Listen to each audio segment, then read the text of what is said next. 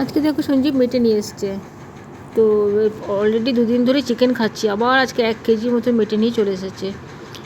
তো অকর্তা কী করবো, করতেই হবে। তো মেটেগুলোকে আগে ছোটো ছোটো করে কেটে নিই, তারপর এটা রান্না করবো। আগে অনেকক্ষণ ধরে নুন দিয়ে ভিজিয়ে রেখেছিলাম, আর এদিকে তেলটা গরম হয়ে গেছে। তো প্রথমে দিলাম কাসুরি মেথি আর গোটা শুকনো লঙ্কা।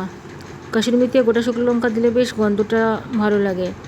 আর চিকেনের এই মেটেটাতে না কেমন কেমন একটু গন্ধ লাগে যদি বেশি করে মশলা টশলা না দিয়ে করা হয়। তো আমি এখানে দুটো টমেটো, পেঁয়াজ, আদা, রসুন সব একবার মশলাটা বেটে নিয়েছি। এখানে এই যে এটা ভাজা হয়ে গেছে, চলো ওর মশলাটা দিয়ে একটু কষাই, তারপর মেটেটা দেবো। মেটেটা অনেকক্ষণ ধরে ভিজিয়ে রেখেছি নুন জলে। তো জলটা ফেলে এবার ওর মধ্যে আরও কিছু দেবো, তারপরে মেটেটাকে কষাবো। তার আগে মশলাটা একটু ভালো করে কষিয়ে নিই, কারণ মেটেটা তো বেশিক্ষণ কষাতে সময় লাগবে না। মেটে একটু বেশি কষাতে গেলে আবার গলে গলে যাবে, তখন আবার কেমন যেন ঝোলটা মানে গ্রেভিটা কেমন একটু ছাড়া ছাড়া ছাড়া ছাড়া হয়। আগে না এই মেটে চচ্চড়ি প্রচুর খেতাম, খুব ভালো লাগতো। এখন অনেক কমে দিয়েছে। তো নুন হলুদ আন্দাজ মতন আমি এর মধ্যে দিয়ে দিলাম।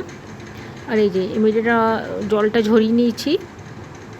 এবার দিচ্ছি একটু সয়া সস আর দেবো একটু ভিনিগার। ভিনিগারটা না দিলেও হয়, তো আমি একটু ভিনিগার দিলাম, এই গন্ধটা একটু বেশি করে না থাকে।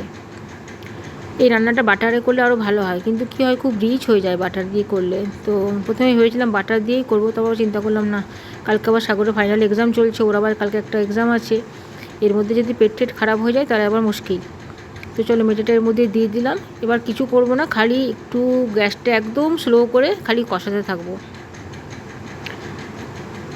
আগে আমাদের বাড়িতে সবাই এটা খুব ভালোবাসতো, এখন খেয়ে খেয়ে না একদম সেই কী বলবো অরুচির মতন হয়ে গেছে। এখন আর কারোর সেরকম ভালো লাগে না।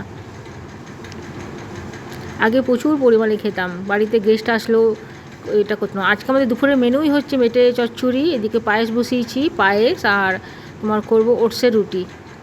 তো আমি ওটসের রুটি খাই, সবাই ওটসের রুটি খাবে। তো শিয়াও এখন খায় ওটসের রুটি। সাগর শুনে বলছে আমিও খাবো, সঞ্জীব বলছে তাহলে আমিও খাবো। তো সবাই আজকে ওটসের রুটি, পায়েস আর এই মেটে চচ্চড়ি, এটাই হচ্ছে আমাদের আজকে লাঞ্চের মেনু আর কি। তো দাঁড়াও, হাঁড়িটা গোল গোল গোল গোল ঘুরছে রে ভাই।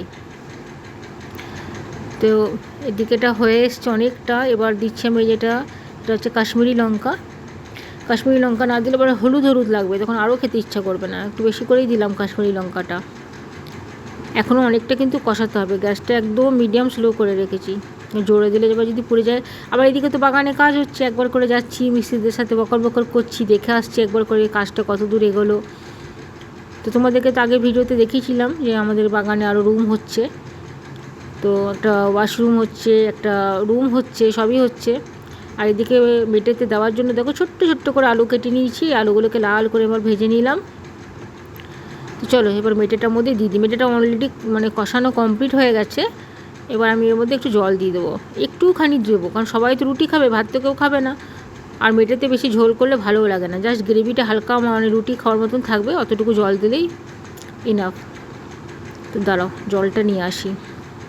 জলটা আমি আগে থেকে একটু গরম করে রেখেছিলাম, যাতে করে তাড়াতাড়ি করে আলুটা সেদ্ধ হয়। আলুটা ভাজতে ভাজতে অনেকটা সেদ্ধ হয়ে গেছে, 80% আর 20% এই জলটাতেই সেদ্ধ হয়ে যাবে। সোমার অসুবিধা হয়ে গেল কাচতে, নিচে যেহেতু কাজ হচ্ছে পুরো বালিতে সিমেন্টে। আজকে ওকে বললাম তুমি হয় ওদের যে উপরে যে ছাদটা আছে সেই ছাদটায় কাচো না, একদম 3 তলায় চলে যাও। একটু বেশি করে গরম মশলা দিই, যাতে করে গন্ধটা খুব ভালো আসে। তো চলো এটা মোটামুটি আমার ডান। আমার পায়েসটাও হয়ে এসেছে, একবার দেখে নিই, দাঁড়াও। এই যে পায়েসটাও দেখো একদম হয়ে এসেছে। আমি আজ পায়েসটা গুড় দিয়ে করছি, মানে খেজুরি গুড় দিয়ে। খেজুরি গুড় ছিল, তো সঞ্জীব বলে যে খেজুর গুড় দিয়ে পায়েসটা করো। তো গুড়টা এখন দিইনি, নামাবার সময় দেবো। এখন দিলে আবার যদি দুধটা কেটে যায়।